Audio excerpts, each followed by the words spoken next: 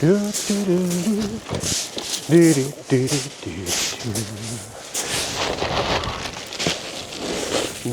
a little dream of me.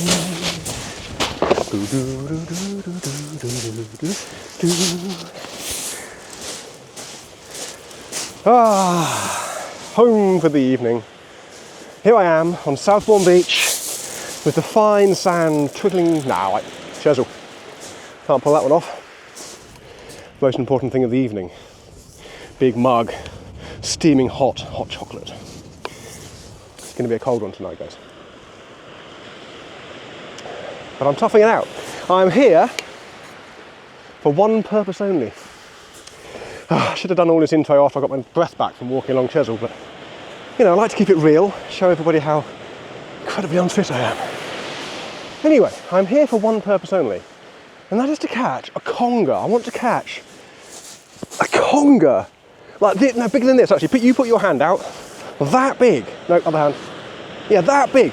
I want to catch an enormous conger. I've never caught a really big conger off the beach. I've had a few doubles. I've had sort of 10s and 11s and things like that. I've had a double on camera, haven't I? Old one-eyed Willie down at Southbourne. But there's been quite a few sort of upper teens, mid-low 20s, that sort of thing out over recent days. And I thought, ooh, I fancy that. Something to pull my string. Because if I'm brutally honest, the last few weeks, or January, was rubbish. It's like one of the worst months fishing I've had. I managed to catch pouting, whiting and dogs, and not really very many of those. So, you know, part of the reason why I ventured out away from home a little bit, really. So I could have just come down Chesil and done a, here's me fishing for congers, which would have been fine. That could have worked.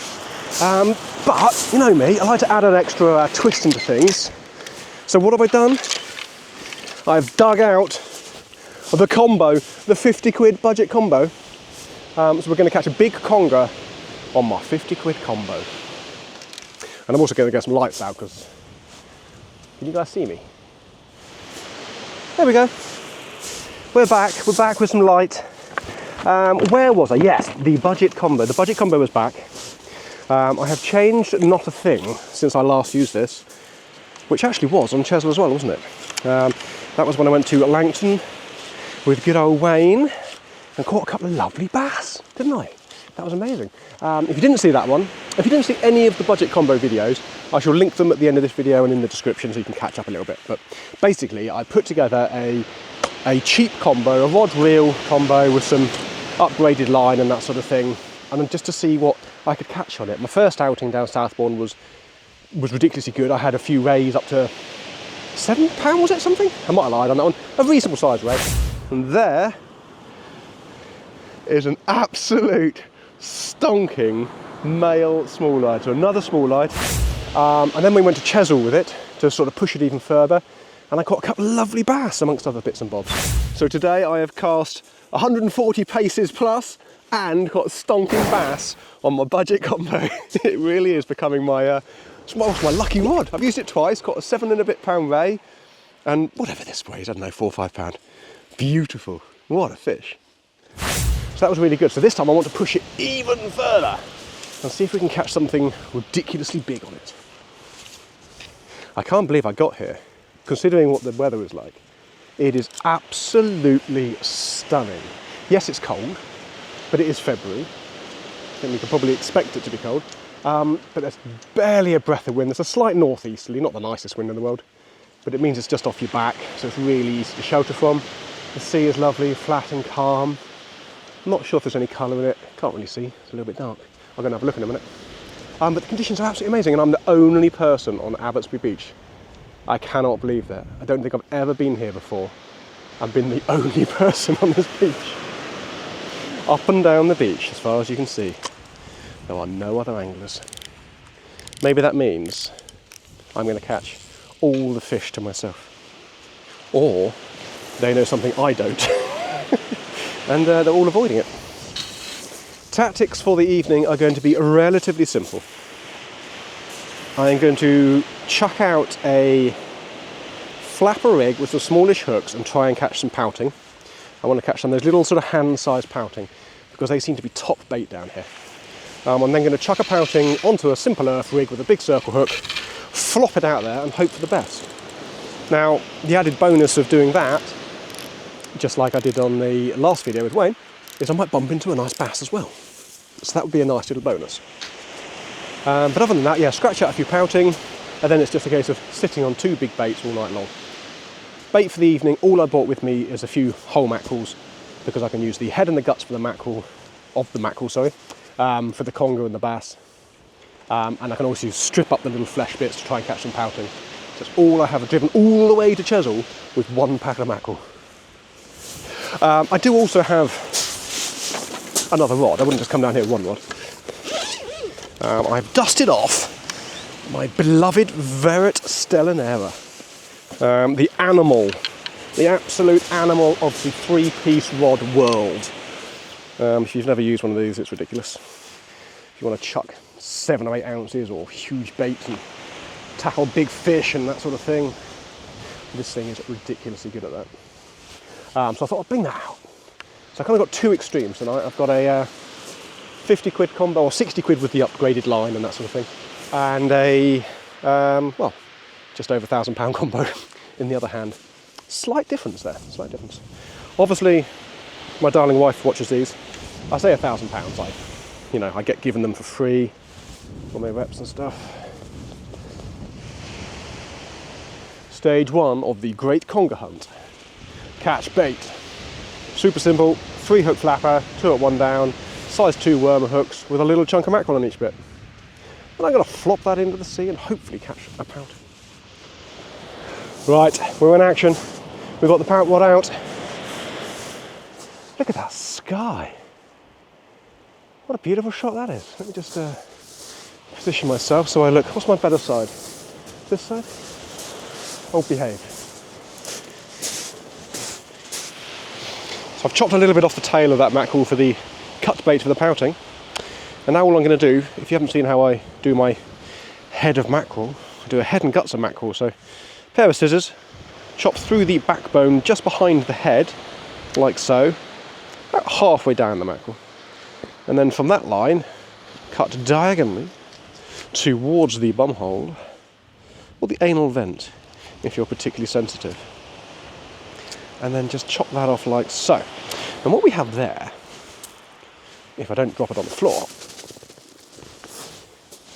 is the head of the mackerel with all the gills and the blood and the brain and all that sort of thing, and then all the guts and everything just stays in this section here.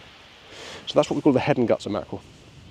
Really, really hard, bony part of the nose there is where I'm going to stick my big circle hook. Let's do that now, in fact. So I've got a 6-0 circle here. Don't need my scissors anymore. So what I like to do is just go in, don't need to go in very far, but just a little bit into the nose there. That's a really hard, tough bit of the fish. So that's going to stay on quite well, but we've got maximum hook exposure, which is always really important with circle hooks. And that's it. Super, super simple. And that's just going to get flopped out there, just like I'd be doing if I was fishing for bass back at home. By all accounts, the congers down here aren't distanced. They're not very far out at all. So I'm going to give this a sort of a 40-yard flop, maybe. We'll see. We could probably come closer. It's flat enough. I could probably fish 10 yards out quite easily, certainly for the bass. But I'll flop it out a little bit further to start with. And then we can always adjust the distance as we go through the night. Anything on the pout rod yet? No. Not that I can see. I know what'll probably happen. I'll probably catch a conger on that one and get bitten off. Oh, speaking of bitten off, 6-0 circle. One thing that's slightly different to when I'm normally bassing with my bass rig, that's 1.2mm mono. That's, what am I using? Tronix Pro Xenon leader, 1.2mm. That is massive. That is mega, mega, mega thick stuff. Purely because if I do latch into a decent sized conger, I don't want it biting me off. I've gone for quite a nice long, pretty much 6 foot, maybe 5 and a bit foot, to a simple earth and a grip lead. So there we go. 5 foot earth rig, 6-0 circle hook, 1.2mm mono, head and guts of mackerel. Let's chuck it out there. Right, here goes nothing. Come on, baby. Oh my word, I forgot how horrific that experience is. Okay. Forget the 50-yard thing, that went about 30, but that's fine. I chickened out a little bit. Forgotten it was like to cast this. Next time, I'm going to give it a bit more welly. Right, tip lights on, so hopefully you can see the action when it happens. So we have the left-hand rod is the budget combo with, at the moment, the head and guts of mackerel on. And the right-hand rod is the one with the flapper on, which hopefully, in not too much more time, not in the near distant future, soon, we'll also have a conger bait on in the shape of a live pouting. This is exciting, the anticipation. Big fish. Right, let's get the pout rod in. See if there's anything on there. There's a little bit of weight on here actually. Mildly confident I might have a fish.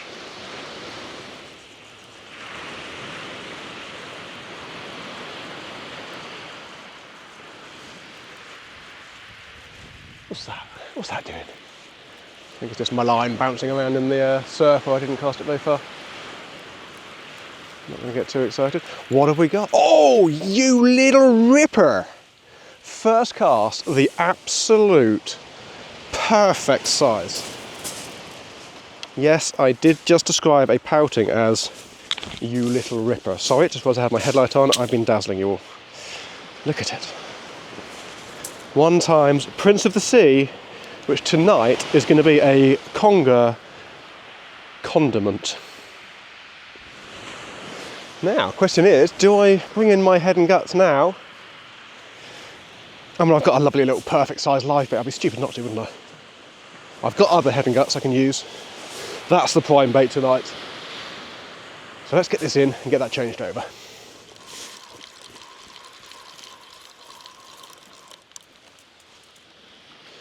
Yeah, that's interesting.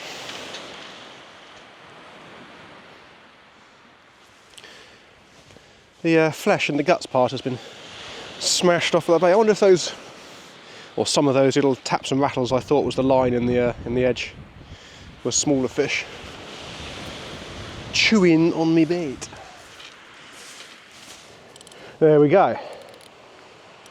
Live bait is out there. Check the drag. Quite a loose drag on that one. Oh, you know, I'm really confident actually. I'm really confident. There's a lovely bit of colour in the water, which is a real bonus considering how flat it's gone. It is dark, so kind of the colour is almost irrelevant, but I know there's loads of congers down here at the minute. Mega confident with the tactics, got perfect bait. Let's see if we can do this. A little nibbly knobbly on the right hand rod. Hopefully that's another pouting. Don't want no dogs.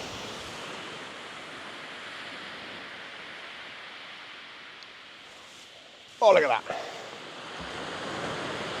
Big drop back slack.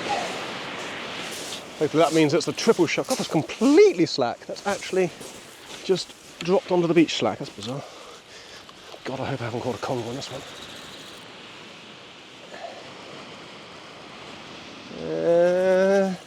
Might be a doggy or something. Yep, as suspected, a doggo. Not quite the live bait I'm looking for. So there we go, there's a few fish around, that's always a bonus. It's a good sign. Fresh bait, let's flop this one back out there. See if we can find a pouting. This one's going 30 yards. Come here, Mr. Woofingtons. The way my last 2 sessions have gone, I'm actually quite pleased to see it, really. It's the biggest fish I've caught for a couple of weeks.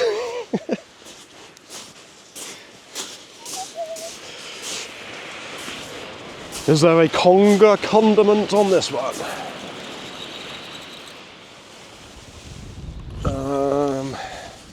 Possibly. Oh God, that was a cold breeze. The wind's picked up a bit. Nothing worse than a northeast wind in the middle of Feb. Or the beginning of Feb, I was exaggerating slightly. Yes, you little beauty! Another conger cracker. Oh, conger cracker, that's better than a conger condiment, isn't it? It's quite a small one, but we're going to go with it. That is going to get the live bait treatment on this rod. So I can put both rods out with big baits, sit back and relax and wait for the action to start.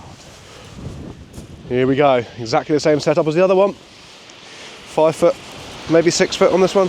Earth rig, big old circle, massively thick heavy line to cope with the conger's teeth, and fingers crossed.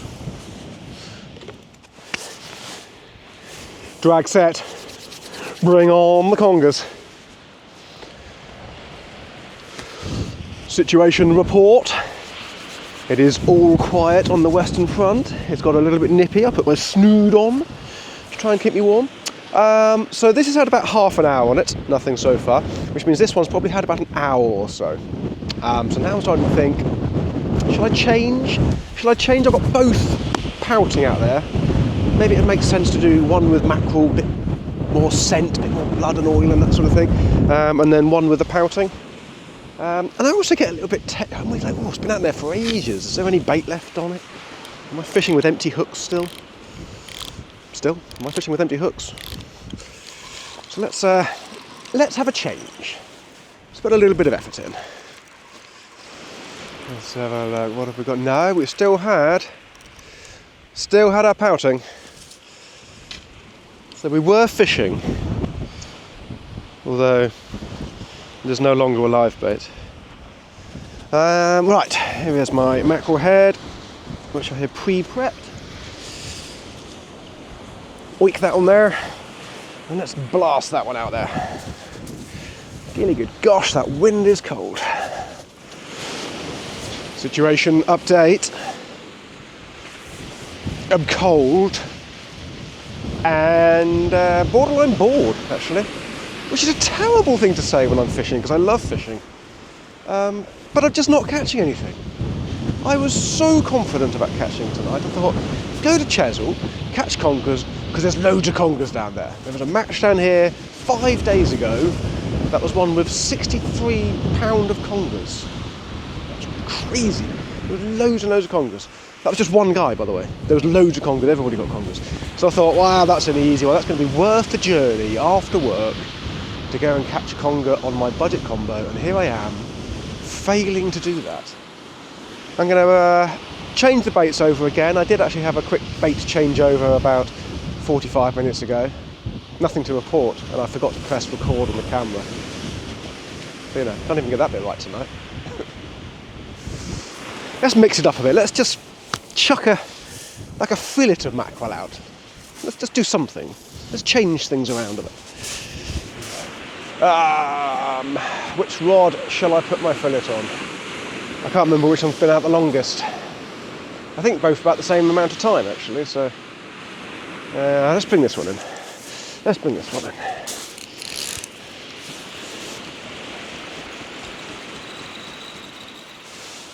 Oh, disappointingly nothing, like, well, every cast so far tonight.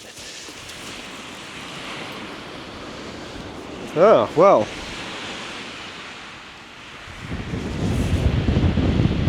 No bait. That doesn't help, does it? That doesn't help the catching fish thing. I'm going to put my last mackerel head on this one. Just can't believe I've not even had a little strap conger. Could it be this sudden drop in temperature? Could it be the fact that there's no cloud and a very bright moon? Could it be the fact that I'm rubbish? Maybe that's what it is.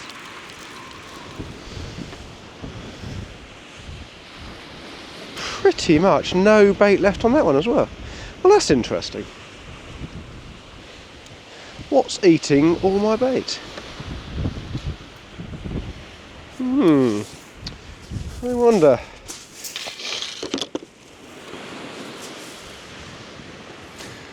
That's me done, guys. I came, I tried, I failed. I'm actually gutted. I really am.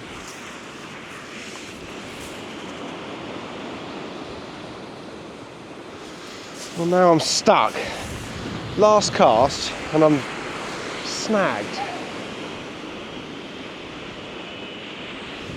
I'm kind of half trying to convince myself that it was a big conger on the end. A conger that gave no bite and hasn't moved once. But just somewhere in the back of my mind, that little child that thinks it could be a fish. Even though I know I'm just snagged in.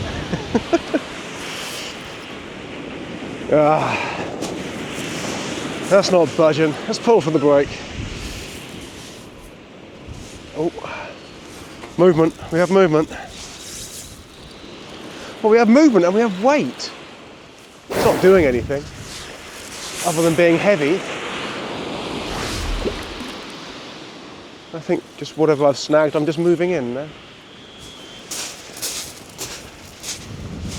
Well, that sums up my luck just perfectly.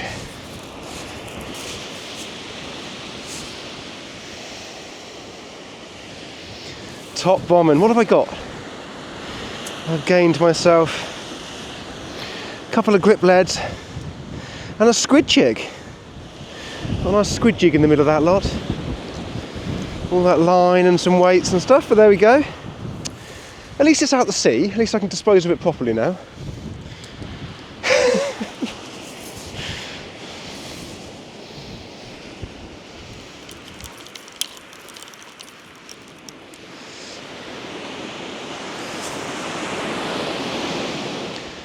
No bait again. No bait on the last cast. That's a few things it could be. Could have fallen off. Could have been munched off by doggies and pouting and bits and bobs like that. Could have been munched off by small congers that just weren't quite big enough to take the 6-0 circle. But who knows? Either way, I didn't catch a big conger. And it's my first blank on my budget combo. My lucky setup has failed me. Never mind. I shall give it another go. I want to catch a big conger, so I'm not going to give up on this one. I can move on from big blondes, can't I? So now it's big conger time. And big bass at some point. Still got to do that. But anyway, I'm going to lick my wounds, put the heating on in the car to the max. I might turn up to 11 and drive home. Defeated and depressed. Thanks, guys.